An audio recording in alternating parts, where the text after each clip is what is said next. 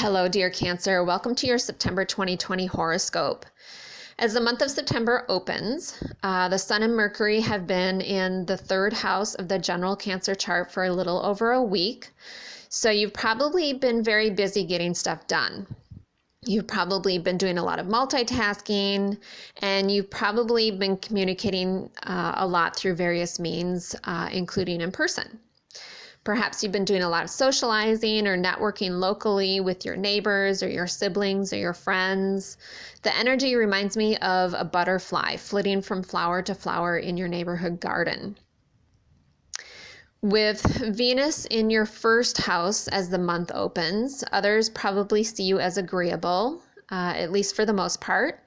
Perhaps you've been in the process of beautifying yourself in order to attract others. With the intense Saturn, Pluto, Jupiter stellium in your seventh house of significant one-on-one partnerships, you may attract someone who is your opposite, or you may be in opposition to someone at this time, as the seventh house is also associated with open enemies. My sense is that this person is someone who is in a position of authority, like a boss or a parent, or maybe even a sibling who acts like a parent, a sibling who likes to be the boss. The full moon occurs on September 1st or 2nd, depending on where you live in the world, in your ninth house. So on a mundane level, you may be completing a class or a writing project. But on a more important level, now is the time to take a higher spiritual perspective. Imagine being a butterfly and flying high into the sky and having a view of the entire garden. This would allow you to rise above any conflict that you're experiencing in your life so that you or someone else doesn't get stung by a bee, so to speak. Now is the time to get centered in your emotional foundation and draw in love and compassion for yourself and others. Value and nurture yourself. What comforts you and gives you a sense of security, Cancer? Perhaps you need to take a little break from all your go-go-go-ness and spend some time in your home or with your family. A spiritual practice would also be helpful at this time. There's a super easy healing practice called emotional freedom technique, or EFT, which involves tapping on a sequence of acupoints. This practice is very helpful if you're experiencing anger or fear or any other kind of negative emotion. To learn how to practice EFT, you can visit the founder's website at emofree.com. That's spelled emofree.com, emofree.com.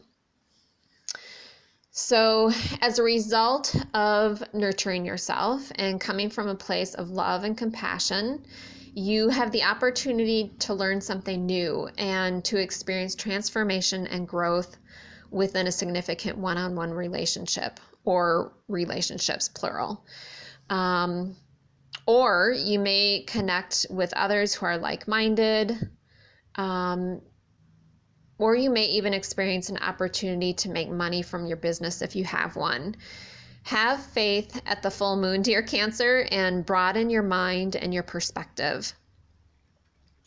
On September 6th, Mercury moves into your fourth house, and your mind will be on your home or your family.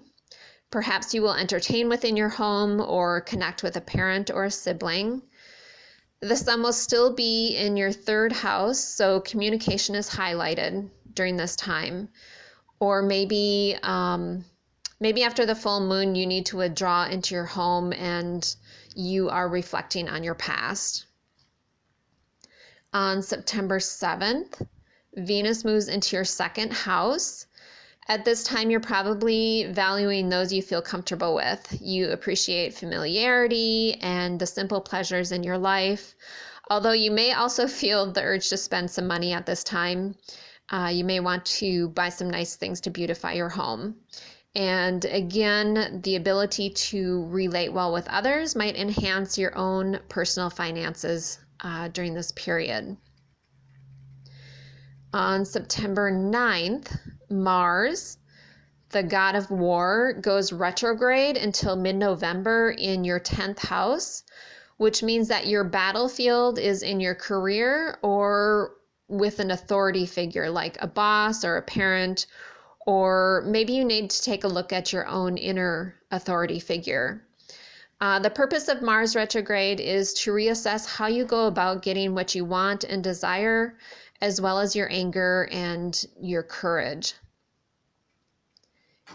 You may find it difficult to initiate things at this time or get things going, or you may not trust your instincts and second guess yourself.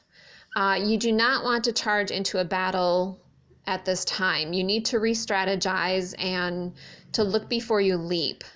You want to avoid permanent conflicts in your life at this time. On September 13th, Jupiter goes direct in your 7th house. Well, Jupiter has been transiting here since the beginning of December of 2019. You've probably entered into a significant partnership, or you may have or you will set someone free during this time.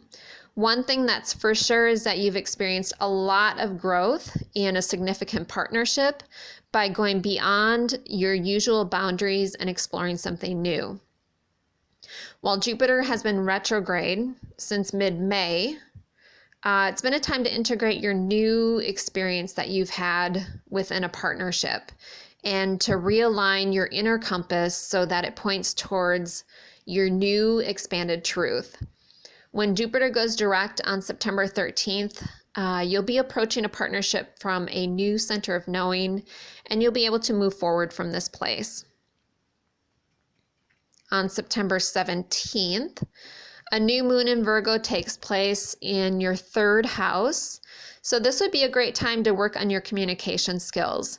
The new moon and sun are opposing Neptune, so you may be feeling very sensitive, insecure, even paranoid at this time, and therefore vulnerable to others. Sometimes your fears are all in your head, so go through each of your fears one by one to determine which ones are real and which ones are illusions. Also, use your words, kind words, and simply talk with someone about what's going on for you at this time.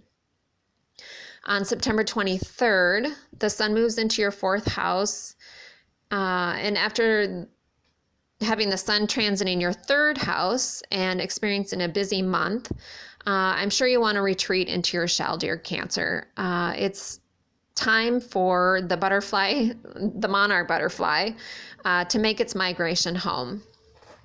It's time to nurture yourself and to send roots down to build a strong emotional foundation and a sense of security in your life. It's also a time to nest and to connect with family members.